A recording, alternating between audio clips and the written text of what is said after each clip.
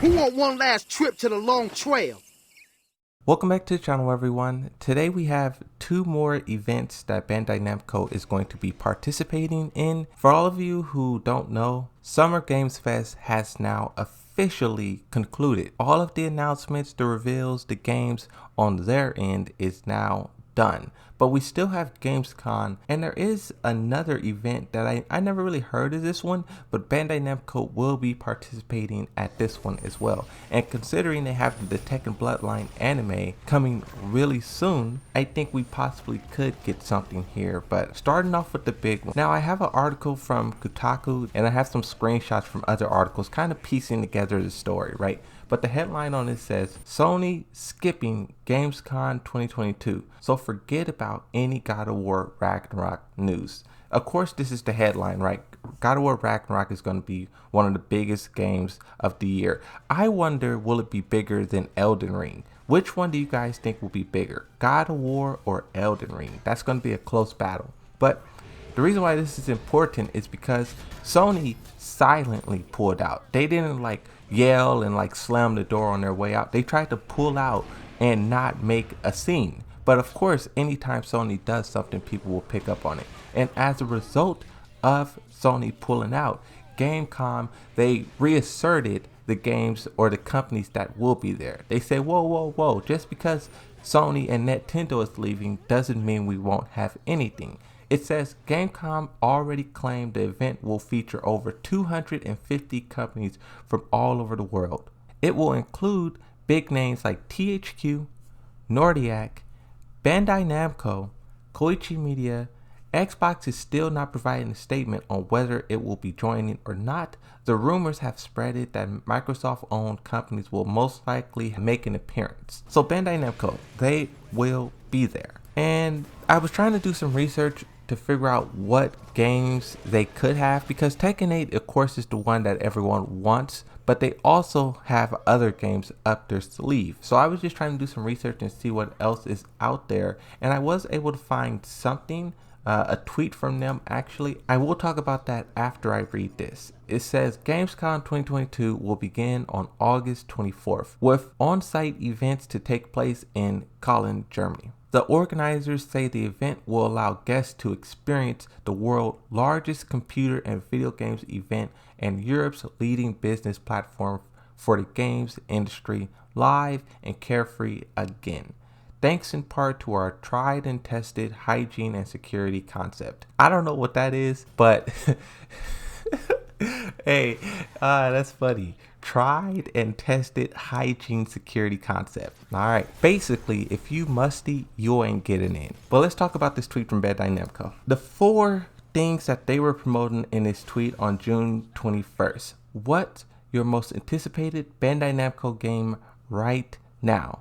Number 1, JoJo Bizarre Adventure All-Star Battle R. I seen people talking about this when I was live streaming, but I had no clue what they were talking about. I'm like, I know what JoJo is, but I didn't know what the All-Stars Battle R is. So I'm guessing it's a video game. And one thing that I did see, I see there was a big fuss in the community. Of course, everything that happens in the FGC is an argument, but I seen people upset that JoJo has rollback netcode and Tekken doesn't have rollback netcode. But the thing you guys have to realize is Tekken 7 is so old.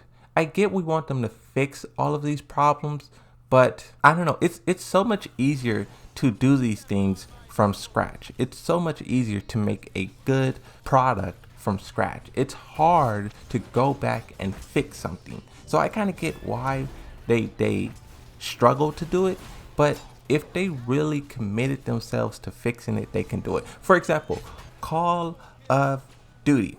Call of Duty had a big cheating problem, just like Tekken. Call of Duty, they hired Ricochet anti-cheat software, and now you don't see a cheater anywhere.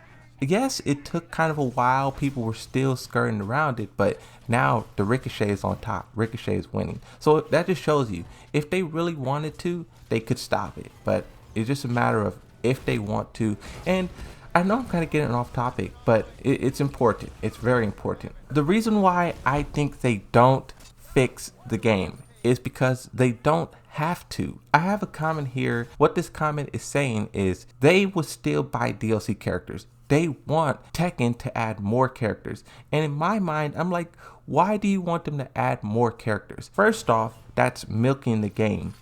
The game hasn't been patched in over a year. So for them to just show up with more characters and sell it to us, that would be the biggest slap in the face. It's like, I'm not buying nothing until they fix the netcode, until I can rematch. Like, what's the point of them even putting the character in the game if the game doesn't work? It's comments like these that make them feel like they don't have to fix it. Because when you have an army of people who will buy the DLC, even though the game doesn't work, it's like that's why they don't buy it. Frame Whisper said it best. I'll play his video and then we'll get back on topic. But I have sometimes in the past felt almost compelled to talk about Tekken's marketing and its community management because it has at times felt downright sinister, and I feel like the tone towards the community has been condescending at times, and I don't like that sort of thing. Hopefully this is a big positive step in the right direction. Hopefully it means that we will have more of a healthy back and forth in the future. You know, we've had no information on Tekken for over a year now, and it kind of reinforces this vibe that Bandai Namco are only interested in talking to us and pretending to be our friends when they have something new that they want to sell us, but then they kind of turn into smoke and float into the ether, and we are left on the outside wondering what is going on. Number 2 on this list is Digimon Survive. Number 3 is whatever fantasy whatever, and then number 4 is One Piece Odyssey. Now, funny enough, Tekken 8 is not on here. If they would have put Tekken 8 on here, like it's kind of fascinating watching how the developers skirt around the Tekken community. It's like they're so afraid to get our hopes up that they're not saying anything at all. Like, that's kind of what I feel like is happening. They don't want to slip up and say Tekken 8 or say new Tekken game or anything like that, because they know once they make a comment like that, everyone is going to latch on it. You're kind of going to have like the same thing that happened in Modern Warfare.